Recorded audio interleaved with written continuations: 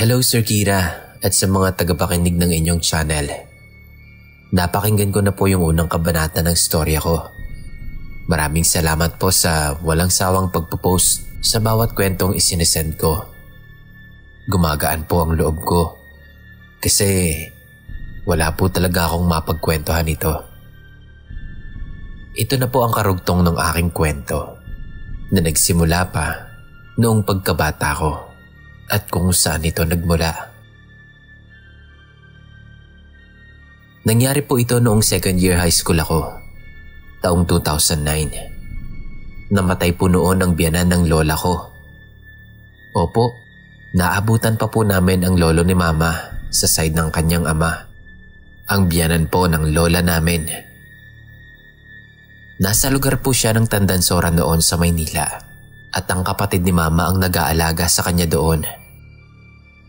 Siguro po kaya din dinala siya sa probinsya at si mama na ang inatasang mag-alaga dahil hindi na kinaya ng tita namin. Noon naman pong dumating na sa bahay ng lola namin ang biyanan niya, okay naman po siya. Nakakabiruan pa namin. Pero tulad ng ibang matatanda, nagiging makulit na rin po siya. At dahil nga po bedridden na ang biyanan ni lola ko, nagsimula na po siyang tumawag ng tumawag sa kanyang pamilya. Mga taong matagal nang pumanaw. Dumating po sa punto na lagi siyang nagtuturo at palagi siyang may tinatawag. Nanay ko, tatay ko, kabsat ko, o kapatid po sa Tagalog. May sinasabi pa po siya sa Ilocano na ang sabi naman ni Lola sa Tagalog daw po ay pagod na ako, sasama na ako. Yan daw po ang sinasabi ng lolo namin sa tuhod. Bago po sumapit ang araw ng patay noon, iniupo nila mama si lolo sa wheelchair at dinala po siya sa sala. Habang pinapakain po siya, nagsimula na naman siyang magtawag ng mga kamag-anak niyang patay na. Bigla po akong nakaramdam ng presensya noong magturo si lolo at sinabi na, "Kapatid ko." Napatigil po ako sa pagsubo sa kanya ng pagkain. Tapos tinanong ko siya, "Lolo, nasaan po si Lola?" Ewan ko rin po Sir Kira kung bakit Lola ang nabanggit ko. Dalawa po kasi silang naabutan namin na magkapatid. Pero sabi po ng lola ko, marami raw silang magkakapatid noon. Noong tinanong ko po si lolo kung nasaan si Lola, natawa siya at ang sabi niya sa Ilocano, "Awan," na ang ibig sabihin ay wala. Sabay tapik sa akin, kaya alam ko na po na sinusundo na siya. Sa halip na matakot ay nalungkot ako noon at ang sabi ko, "Lo, huwag niyo akong iiwan ha." Hindi na po siya nagsalita noon, pero tinatapik-tapik niya pa rin ako sa braso. Noong araw bago namatay si lolo, nakahiga na lang siya noon at sobrang hina na ng katawan. Alam niyo po ba yung tinatawag na hose o yung tubo na inilalagay sa tao para makahinga? Hindi ko po kasi alam kung anong tamang tawag doon. Noong nilalagyan na ng tubo si lolo ng nurse, nakita namin ang pinsan ko. Grabe po ang paghahabol ng hininga ni lolo. Halos hindi namin kayang tignan. Kasabay ng paglalagay ng tubo, narinig namin paulit-ulit niyang sinasabi, "Nanay ko, nanay ko." Kapag naaalala ko yon, parang ako yung nahihirapan para sa kanya. Akala ko po ay magiging maayos na si lolo matapos siyang lagyan ng tubo. Pero hindi pa po pala. November 16, Sir Kira. Nasa school po ako noon. Malapit na pong mag-uwian. Hindi pa kami pumapasok sa room Pero balisa na po ko at hindi mapakali. Noong panahon na yon, wala pa po akong cellphone. Binilhan lang ako ni Papa ng cellphone noong 3rd year high school na ako. Habang nasa school nga ako at hinihintay na lumabas ang ibang mga estudyante mula sa ibang section, yung picture ng lolo ko sa tuhod na palaging nasa akin simula pa nung bata ako, inipit ko yun sa libro at bitbit ko araw-araw. Bigla na lang yung nalaglag. Pinulot ko rin naman agad. Kinabahan ako nun. Sabi ko, "Lolo?" At halos maiyak na ako nun. Sinabi ko pa sa kaibigan kong si Camille, nakaklase ko rin, na gusto ko nang umuwi. Tinanong niya ako kung bakit at sinabi niyang wag raw akong umuwi kasi last subject naman na namin nun, Filipino. Sabi ko sa kanya, hindi ko din alam. Nung makapasok na kami sa classroom, ang ginawa lang ng teacher namin sa Filipino ay nag-check ng attendance dahil may meeting ata siya nun. Kaya ang ginawa ko, lumabas din agad ako ng room. Nakita ko yung nagtitinda ng hamburger. Bumili ako ng pasalubong ko para kay lolo. Masaya pa ako nun kasi may pasalubong na naman ako sa kanya. Ganyan po kasi ako noon sa lolo ko sa tuhod. Lagi ko siyang binibilhan ng hamburger. At dahil nga gusto ko nang makauwi agad noon, kahit po mahal ang pamasahe kapag mag-isa, sumigi na ako. Pagkarating ko sa lugar namin, bago pa man ako makababa ng tricycle, ay nakita ko na yung isa kong pinsan na umiiyak. Kinabahan ako noon, pero inisip ko na lang na baka may iba siyang dahilan. Mas lalo pa akong nagtaka at kinabahan noon nung makita ko yung mga kapatid ko at iba ko pang mga pinsan na umiiyak na rin. Nagtanong ako sa kanila kung bakit sila nag-iiyakan. Ang sagot ng isa kong pinsan na babae, "Ate, si Lolo." Parang nag-aalinlangan pa siyang sabihin sa akin yung totoo. Kaya ang sabi na lang niya, pumunta na lang daw ako sa bahay nila tito. Nung time na yon, ipinaparenovate yung bahay ng lola ko. Kaya doon kami pinapunta sa bahay ni tito. Pagdating ko, nakita ko silang nag-uusap-usap. Pumasok agad ako sa loob. Wala doon si lolo. Kaya tinanong ko si mama kung bakit wala si lolo. Ang sagot naman ni lola, "Wala na si lolo mo." Naintindihan ko naman po kung anong ibig sabihin ng lola ko. Pero parang hindi lang kasi kayang tanggapin ang isipan ko noon kung ano yung sinabi niya. Kaya sumagot pa ako, "Paano pong wala na?"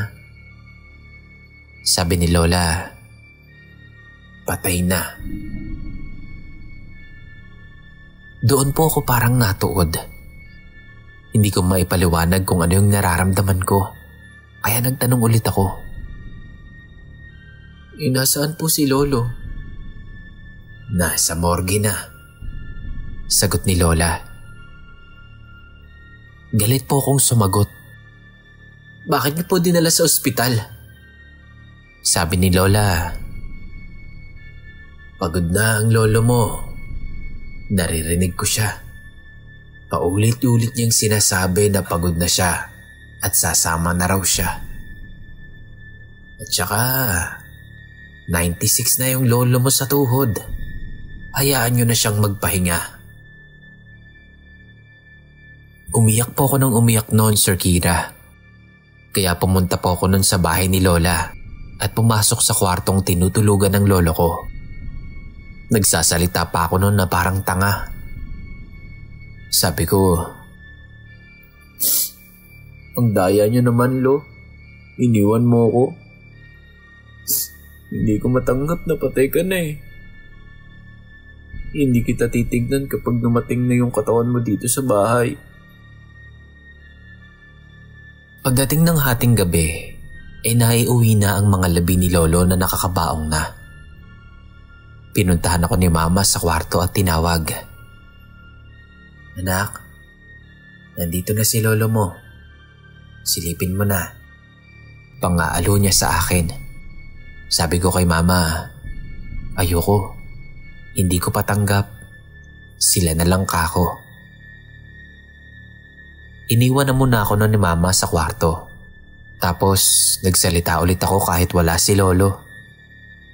Sinabi kong hindi ko siya titignan hanggang libing niya at hindi rin kako ko sasama. Agulgul na po ako noon sa pag-iyak sa kwarto niya. Tapos nagdasal ako sa Diyos. Galit na galit. Kino-question ko kung bakit niya kinuha si Lolo. At sinabi kong nagagalit ako sa kanya. Narinig pala yun ng lola ko. Kaya naman pumasok siya sa kwarto at kinausap ako. "Apo, matanda na ang lolo mo. Pagod na siya. Halika na. Tignan mo na siya. Nakangiti siya. Ibig sabihin, tanggap niya ang pagkawala niya." Dahil sa sinabi na yon ng lola ko, sumilip na rin ako sa kabaong ng lolo ko sa tuhod. At totoo nga po, nakangiti po si Lolo na para bang natutulog lang. Pero aaminin ko, matagal bago ko natanggap na patay na si Lolo.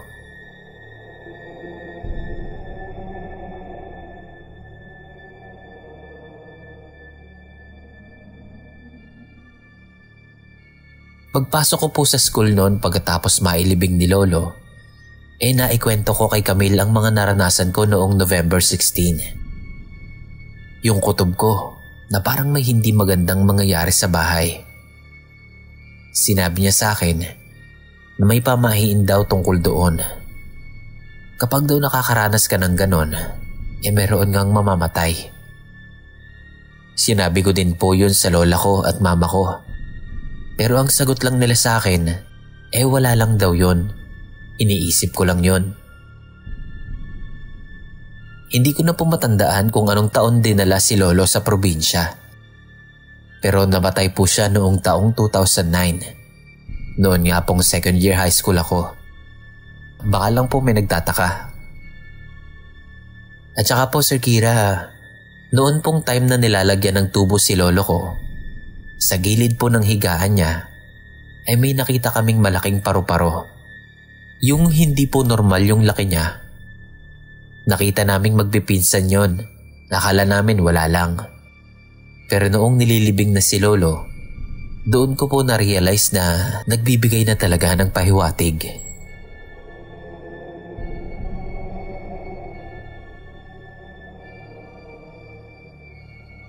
Nasa 3 taon na ako ng high school nito. Nung unang makaranas ako ng kakaibang pangyayari na talaga namang hindi ko malilimutan. May espiritu na ginagaya ang mga mahal ko sa buhay. Una kong naranasan ito sa lola ko. Sumunod sa ate ko. At ang pangatlo ay sa pinsan ko. Ito ang unang encounter ko. Ang lola ko. Isang araw, tahimik akong nakaupo sa sala at nanonood ng TV. Nang mapansin kong pumasok si Lola sa sala. Tinawag ko siya. Pero tuloy-tuloy lang siya sa paglalakad. Mas mabilis pa nga siya kaysa sa akin.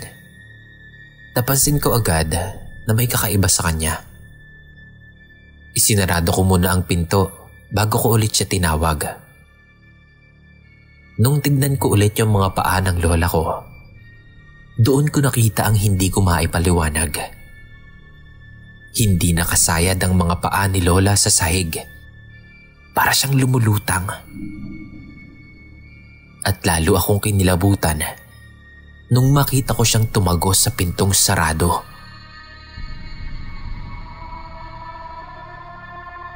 May isa pa kasing pinto sa sala. At sarado yon noong mga oras na yon. Ang nakapagtataka, hindi man lang yon hinawakan ng lola ko. Basta lumusot lang siya doon sa pinto na yon. Kitang-kita ng dalawa kong mata yung nangyari. Naka-green na damit si Lola. Bagong gupit at kulot ang buhok. Eksakto kung anong itsura ng lola ko noon. Sa sobrang takot ko, ay napasigaw ako at tinawag ko ulit si Lola. Doon ko nalaman na nasa kabilang bahay pala siya, sa kapatid ni Mama. Nagpapakulot ng buhok at nagpapamanicure. Kung anong style ng pagkakakulot nung nakita kong gumaya sa kanya, ganoon din yung pinapagawa ng lola ko. Sinabi ko sa kanya yung nakita ko. Sabi niya, namalikmata lang daw ako. Matagal na raw siyang nakatira sa bahay na yun pero wala naman daw siyang nakikitang ganon.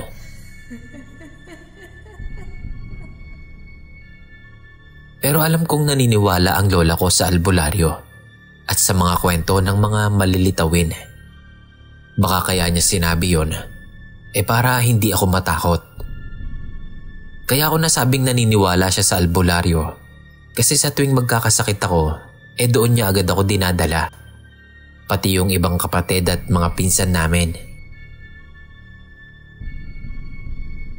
Sumunod na karanasan ko ay sa ate ko naman. Katulad ng nangyari sa lola ko na ginaya ng manggagayang espiritu. Nakita ko si ate na gumagawa ng assignment niya. Tinawag ko siya ng malakas. Pero nagalit siya sa akin. Sabi niya, "Ano ba? Nawawala ka ba? Akala mo nasa gubat ka kung mag-ingay eh." Sabi niya sa akin. Sinabi ko sa kanya ang nakita ko. Pero ang sagot niya,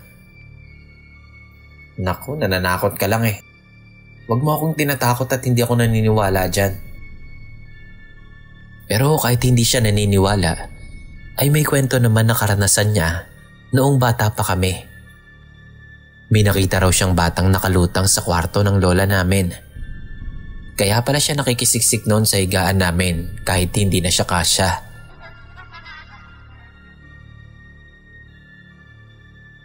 Pangatlong encounter sa pinsan ko naman.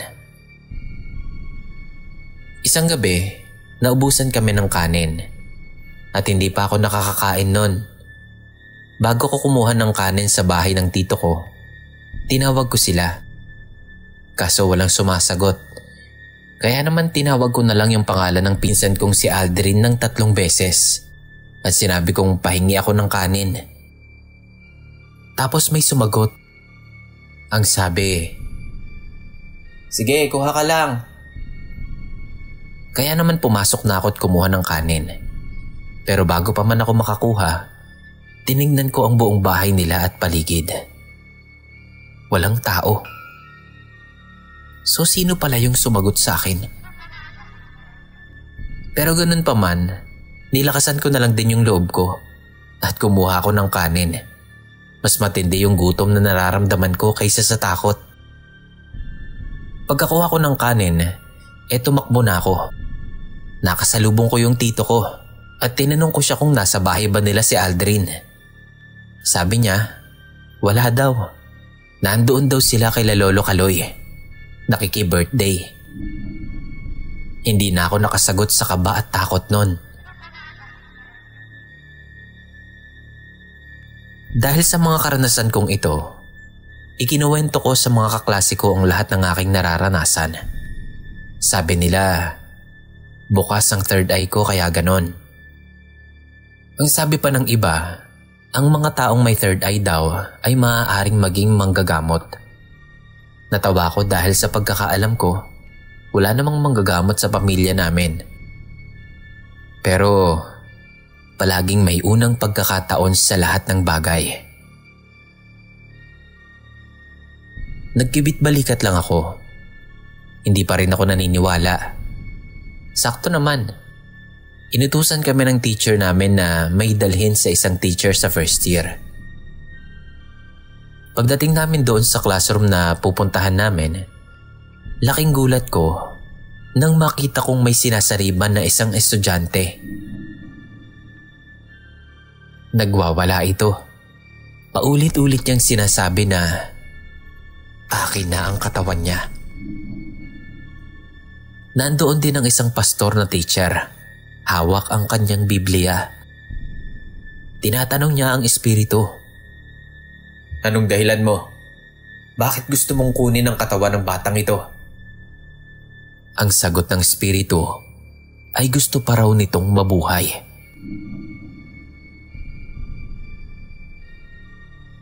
Marami nang nakahawak doon sa batang yon. Pero sadyang malakas siya. Halos hindi siya mapigilan ng mga nakahawak sa kanya. Dahil usisera ako, lumapit ako at tinitigan yung dalagitang sinasaniban. Kasama ko noon ang kaklase kong si Edna. Kitang-kita ko ang batang babae na yon na nakahiga sa sahig. Humihiyaw siya habang tinatangka niyang kontrolin ang mga tao sa paligid niya. Habang sinusubukan kong makalapit pa, biglang tinakpan ni Edna ang mga mata ko at hinawakan ako palayo. Sabi niya, halika na. Tapos ipinaalala niya sa akin yung utos sa amin ni Ma'am. Habang naglalakad kami palayo, sinabi niya sa akin, ikaw, tumitig ka pa eh. Ikaw nga tong bukas ang third eye. Yung mga katulad mo pa naman na bukas ang third eye ang madalas na sinasaniban. Tinawanan ko lang siya. Sinasabi ko to Sir Kira kasi related po ito sa ibang kwento ko na nangyari sa akin. Makalipas ang ilang araw, nagle-lecture noon yung teacher namin at halos ay pinapupunta sa harap ng pisara para magsulat. Ako naman, hindi ako makagalaw sa upuan ko. Hindi ko rin magawang magsulat dahil may nakikita akong matandang babae na nakangisi sa akin. Yung ngiti niya nakakatakot. May mga itim-itim sa ngipin niya.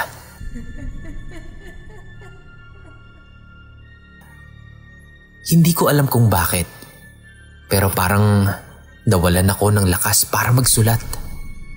Nanginginig ang mga kamay ko. Nung tinangka kong magsulat, naramdaman ko na may humawak sa kamay ko. Kamay ng matanda na naaagnas. Hindi ko alam kung anong nagtulak sa akin para tumingin sa paligid ko. Pero ginawa ko pa rin. At doon ko siya nakita ng harapan. As in face to face kami. Nakangisi siya at kitang-kita ko ang mga nabubulok niyang ngipin at naaagnas niyang muka. Napansin ako ni Edna. Tapos sinigawan niya ako at tinanong kung anong nangyayari sa akin.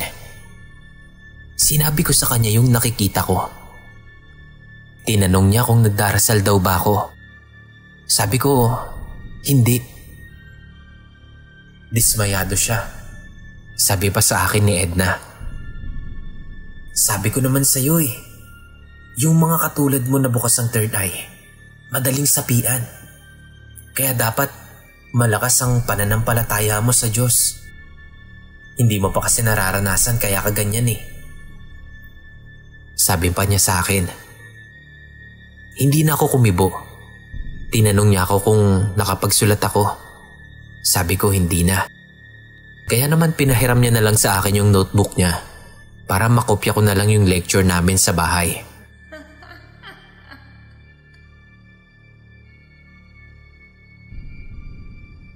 Nangyari naman to noong nasa ika-4 na taon na ako ng high school. Isang araw, kasama ko ang ilan sa mga kaibigan ko. Pumunta kami sa CR dahil kahit sila gagamit din. Nakita namin na may isang babae na pumasok doon. Kaya naman naghintay kami sa labas para makapasok na rin kami. May mga kasabayan din kami na gagamit ng CR. Habang nag-aantay, nagtaka kami kung bakit parang ang tagal-tagal namang lumabas ni ate. Nagtaka din yung iba naming kasabayan na magsi-CR sana. Lahat kami na nandun, Sir Kira, nagtataka kung ano nang nangyari doon sa babae. May isang tagalinis na naroon na kanina pa palang nakatingin sa amin. Bakit daw ayaw pa naming magsipasok? Nagulat kami sa tanong niya. Kaya ang sabi namin, may pumasok na isa pang babae na hindi pa lumalabas. Sabi niya, wala naman daw pumapasok sa CR. At binuksan nga nung tagalinis yung pinto ng CR para ipakita niya sa amin na wala ngang tao sa loob. At totoo nga, wala talagang tao, Boss Kira. Lahat kami noon na nasa labas ng CR ay nagkatinginan at nagkatanungan. Multo ba yung nakita namin? Kahit natakot kaming lahat, gumamit pa rin kami ng CR. Kasi sasabog na yung pantog namin. Hanggang ngayon ay naaalala ko pa rin yung itsura ng babaeng pumasok sa CR nun. Sexy siya. Mahaba ang buhok at sobrang straight. At parang sosyal siyang lumakad. May iba pa sa amin na nagsasabi na maganda daw talaga yung babae. Nakasuot din siya ng uniform, kulay puting blouse at navy blue na palda na maiksi. Isa pang karanasan noong panahon na yon ay nung magpa-practice kami para sa isang program o PE activity. Ang buong section ng 4th year high school ay sasayaw at ang sasayawin namin nun ay isang traditional dance. Parang tango ng matatanda.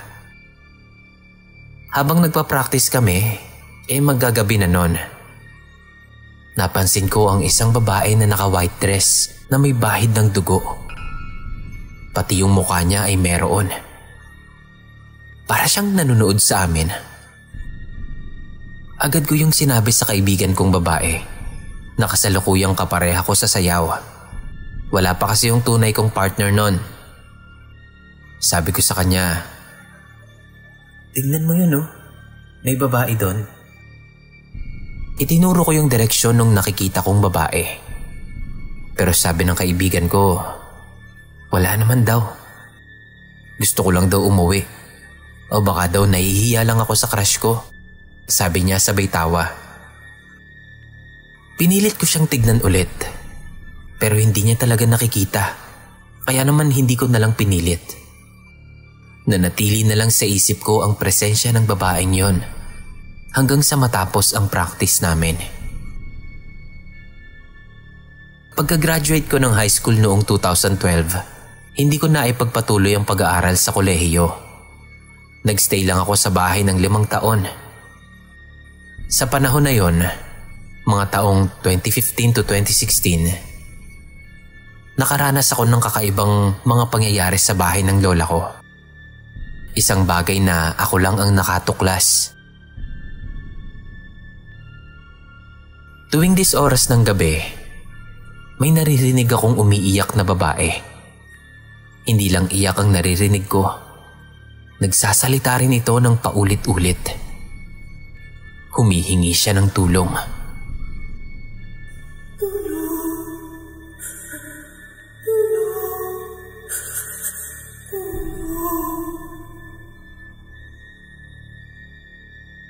Kahit maglagay ako ng earphones at magpatugtog ng malakas para hindi ko na marinig yun, naririnig ko pa rin talaga yung boses ng babae. Ilang gabi akong hindi makatulog ng maayos dahil dito. Isang umaga, habang sinusubukan kong matulog, may biglang humawak sa braso at paa ko.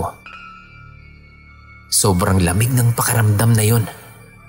Para bang may yelo na kagagaling sa rep na idinikit sa katawan ko. Una, hindi ko pinansin yon dahil sobrang antok na antok talaga ako nun. Kasi ilang gabi na akong kulang sa tulog. Pero kahit anong antok ko, hindi pa rin ako makatulog. Hanggang sa isang gabi, nakita ko sa may ulunan ko ang isang babae. Nakatayo siya, nakasuot ng saya, at tuwid na tuwid yung katawan niya.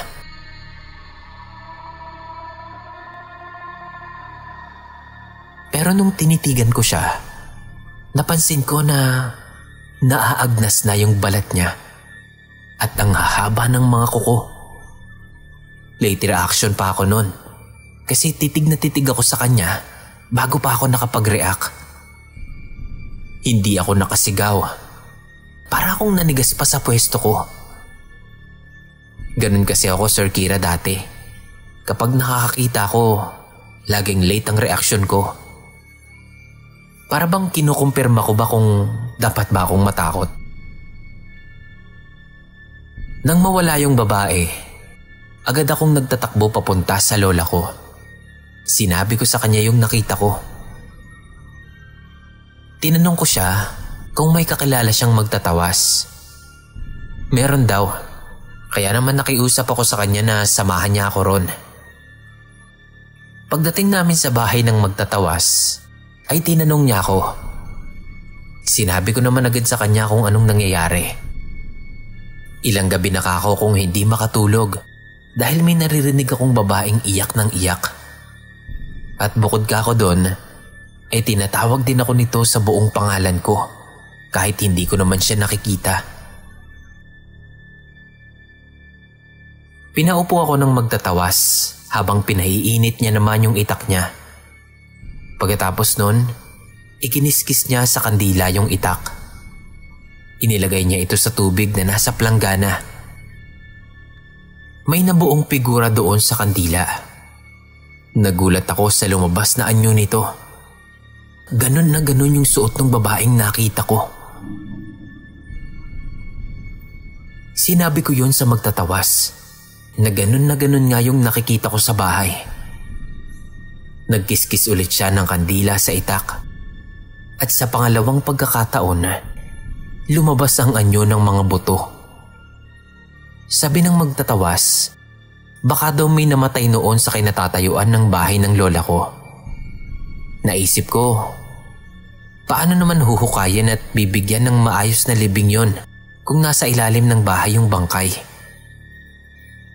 Ang sabi ng magtatawas, kailangan ko daw kausapin yung espiritu para tigilan na ako nito. Ayoko sana, pero sabi niya, kailangan ko raw gawin yun kung gusto ko pang maging normal ang mga gabi ko. So binigyan niya ako ng kandila at posporo. Sabi niya, magdasal ako ng ama namin, sumasampalataya at Aba Ginoong Maria at saka luwalhati. Dahil hindi ako pala dasal, hindi ko kabisado yung mga dasal na sinabi niya. Kaya nagpasama ako sa lola ko at ginawa ko ito bago ako matulog. Pagkaraan ng ilang araw, may nagpakita ulit sa akin na isang kaluluwa ng lalaki. Nakaitim naman ito at tinatawag niya akong Rosario. Paulit-ulit niyang sinasabi ang pangalan na yon. Naisip ko, ako? Rosario? Pangmatandang pangalan naman kako yon, sabi ko pa sa sarili ko. Makaraan pa ulit ang ilang araw at gabi. Naramdaman ko na may iba nang nangyayari. Hindi ko maipaliwanag, pero alam kong may kakaibang bagay na nagaganap. Isang araw, naisipan kong pumasok sa simbahan. Pumunta ako sa simbahan ng bayan namin. Ngunit pagdating ko pa lang sa gate, parang may kakaiba na akong nararamdaman. Parang nahirapan ako biglang huminga. Para akong hinihika. Plano ko noon na magpa-pray over sa kura paroko. Ngunit sabi ng mga taga doon, nasa seminar daw si Father. Bigla akong nawalan ng pag-asa noon.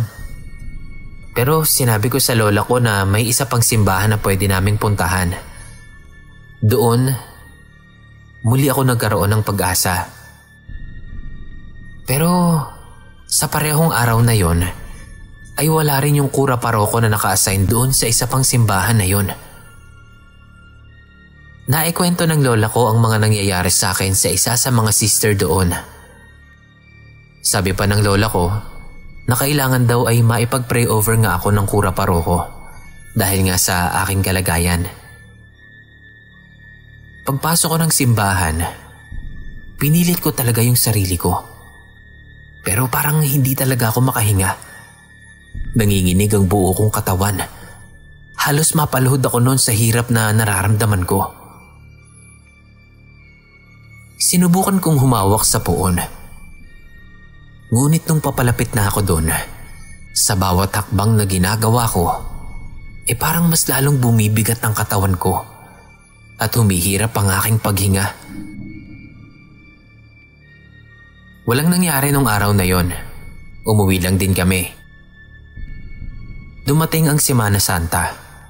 Doon palang dumating sa akin ang pagkakataon na maipag-pray over. Kinausap ko ang kura paroko. Nakiusap ako kung maaari niya ba akong ipagdasal. Sabi niya, sumama raw ako sa misa. At pagkatapos ng misa ay sa kanya ako ipagdarasal. Habang nasa loob ako ng simbahan, ay nandoon na naman yung hindi magandang pakiramdam ko. Hirap na naman akong makahinga at patuloy na nanginginig ang katawan ko. Pagkatapos ng misa, kumuha ang kura paroko ng malaking rosaryong stainless mula sa kanyang kwarto. Tinawag niya ang mga sister. Pagkatapos ay pinagpatong-patong nila ang kanilang mga kamay sa ulo ko, habang ako naman ay nakayuko lang. Nagsimulang magdasal ng Tagalog ang kura paroko habang hawak-hawak ang holy water. Sa bawat pagbigkas niya ng dasal, ay winiwisikan niya ako ng holy water. Pinahalik niya rin ako sa krus na stainless. Sinusunod ko ang mga utos niya. Humalik ako sa krus na hawak niya 3 o 4 na beses. Tapos bigla na lang, napansin ko na lang na yung mga kamay ko ay nakayukom na para bang galit. Tapos bigla na ring tumirik yung mga mata ko.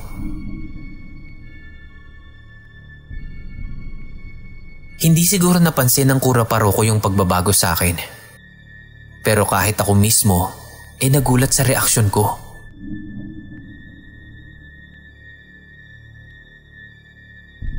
Naging matagumpay naman ang pagpapray over sa akin. Matapos ang mga karanasan ko sa loob ng simbahan, ay unti-unti nang bumuti ang kalagayan ko. Kahit ganon, ang pananampalataya ko sa Diyos ay hindi pa rin ganoon kalakas. Naging mahina pa rin ang loob ko at nagkaroon na naman ako ng mga problema sa buhay. Parang katulad lang ng mga nauna kong naranasan. Isang araw, habang nasa loob ako ng aking kwarto, may napansin akong kakaiba. Biglang may lumitaw na balahibo, parang sa manok o kalapate. Nagtaka ako, pero sobrang puti at linis nun. Lumabas ako ng kwarto at ipinakita ko yon sa lola at pinsan ko. Sabi nila, baka daw sa guardian angel ko yon.